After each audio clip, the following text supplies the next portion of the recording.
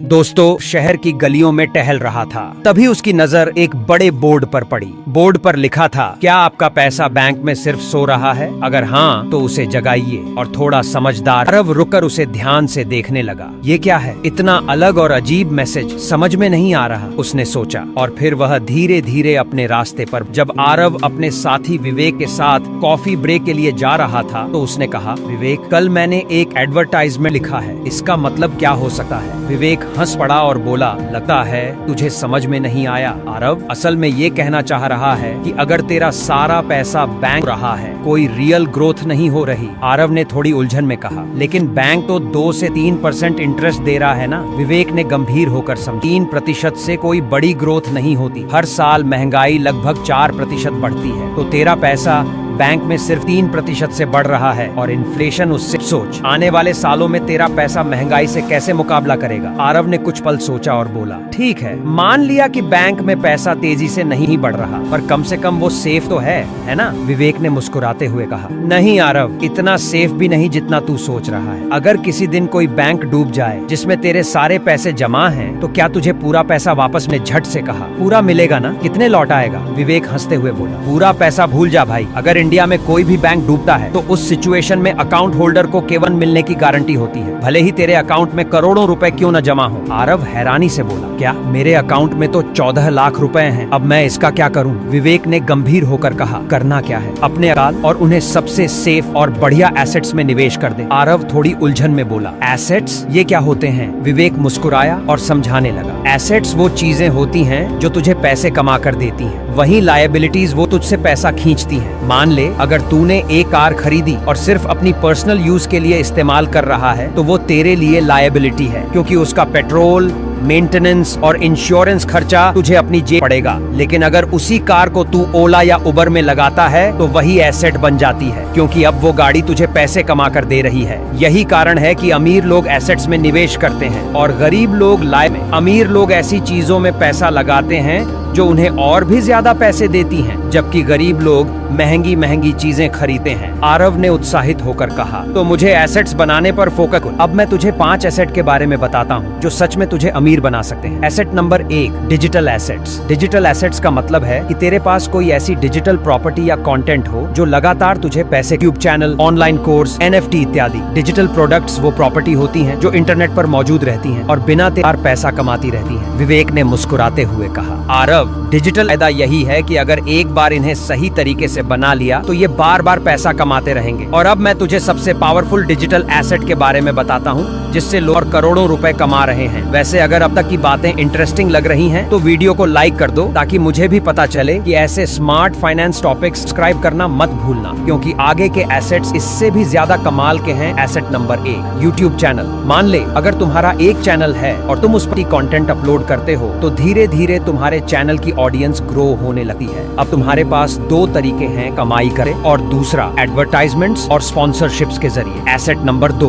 Blogging और affiliate marketing. अगर तुम्हें लिखना पसंद है तो तुम ब्लॉग पर आर्टिकल लिखकर गूगल एडसेंस से पैसे कमाए जा सकते हैं। साथ ही Amazon, फ्लिपकार्ट जैसी बड़ी हिट करके भी अच्छी कमाई की जा सकती है। Asset number 3, digital products. Digital products जैसे E books, online courses, graphics, applications इत्यादि। इनको एक बार बनाने के बाद, मान ले तुम किसी स्किल में एक्सपर्ट हो, जैसे प्रोग्रामिंग, ग्राफिक डिजाइनिंग या एडिटिंग, तो उस स्किल से संबंधित कोर्स बना सकते हो और उसे बेचकर अच्छी इनकम जनरेट कर सकते हो। आरव, मैंने आज कोई अच्छा डिजिटल एसेट बना लिया तो वह सालों साल मुझे पैसे कमाता रहेगा? विवेक ने सिर हिलाते हुए कहा, बिल्कुल, यही वजह है कि डिजिटल एसेट्स आज की डेट में सबसे सेफ और स्मार्ट एसेट मान दो।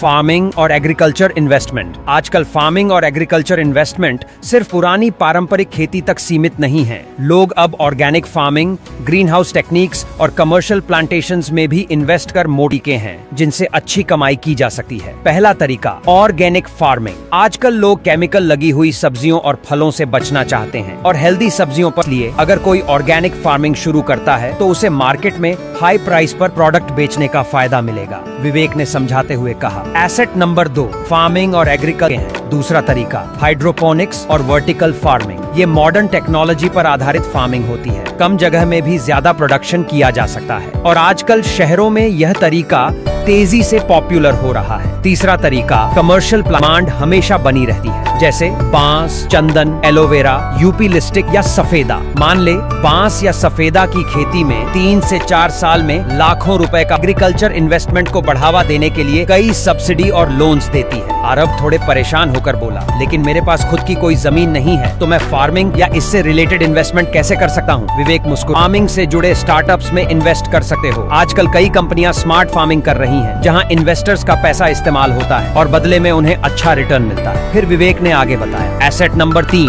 Peer to peer P2P renting platforms. P2P renting का मतलब है कि हम सीधे किसी जरूरतमंद को पैसा उधार देकर बदले में अच्छा इंटरेस्ट कमा सकते हैं। मतलब बैंक की जगह हम खुद लैंडबॉक्स, i2ifunding.com, जो इस प्रोसेस को आसान बनाते हैं। इसमें हमें 18 से 20% तक सालाना ब्याज मिल सकता है, जबकि बैंक सिर्फ 2 से 4% देती है। आरव थोड़े डरे हुए बोले, लेकिन इसमें रिस्क भी तो बहुत होता है। अगर उधार लेने वाले ने पैसे ना लौटाए तो? विवेक ने गंभीरता से जवाब दिया, बिल्कुल सही सोचा, लेकिन रिस्क कम करने के तरीके भी हैं। पहला, पूरा पैसा कई बोरोवर्स में बांटना चाहिए। दूसरा, सारे P2P प्लेटफॉर्म्स उधार लेने वालों की क्रेडिट हिस्ट्री चेक करके ही लोन अप्रूव करते हैं। इससे डिफॉल्ट का रिस्क काफी कम हो जाता है और इस तरह लोगों को डायरेक्टली लोन देकर ज्यादा मुनाफा कमाया जा सकता है। यही कारण है कि P2P रेंटिंग का सेट नंबर 4, पेपर असेट। उदाहरण के लिए stocks, mutual funds, index funds, bond या क्रिप्टो करेंसी। इन सबको तुम फिजिकली छू नहीं सकते, ये सब सिर्फ पेपर या डिजिटल। जैसे अगर तुम रिलायंस का स्टॉक खरीदते हो तो वो तुम्हारे डीमैट अकाउंट में रहेगा, तुम इसे टच या फील नहीं कर सकते, इसीलिए इसे पेपर एसेट कहा जाता है। अब सवाल ये है,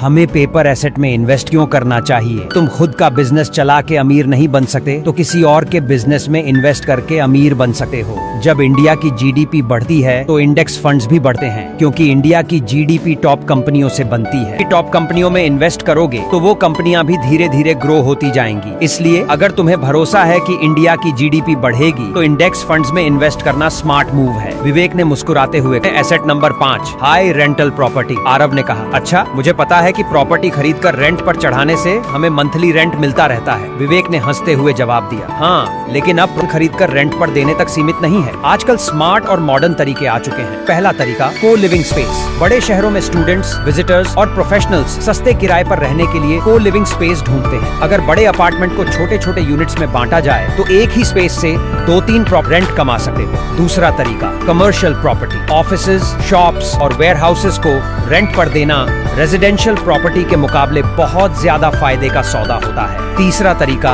हॉलिडेज रेंटल। अगर किसी टूरिज्म लोकेशन पर प्रॉपर्टी खरीदकर Airbnb पर लिस्ट कर दिया जाए तो होटल की तुलना में ज्यादा रेंट कमाया जा सकता है। मान लो एक नॉर्मल फ्लैट महीने का 20,000 रुपए कमाता है, तो वही प्रॉपर्टी Airbnb के जरिए महीने के 40। आरव एक्साइटेड होकर बोला, मतलब अगर मैं सही जगह और सही प्रॉपर्टी में इन्वेस्ट करूं तो रेंट से सिर हिलाते हुए कहा, बिल्कुल, यही वजह है कि ज्यादातर अमीर लोग ज्यादा से ज्यादा प्रॉपर्टी खरीद रहे हैं और उन्हें रेंट पर देकर पैसे से पैसे बना रहे हैं। तो दोस्तों, यही थे वो 5 एसेट। इन्वेस्ट करने पर आपको जल्दी अमीर बना सकते हैं। जितने ज्यादा एसेट्स आपके पास होंगे उतनी ही ज्यादा आपकी इनकम बढ़ेगी और धीरे धीरे आप फाइनेंशियल फ्रीडम हासिल कर सकते हैं। और चाहते हैं कि सिर्फ 5 साल में स्मार्ट इन्वेस्टिंग से करोड़पति कैसे बना जा सकता है, तो स्क्रीन पर जो वीडियो मिलते हैं वहां एक और पावरफुल स्ट्रेटेजी के साथ।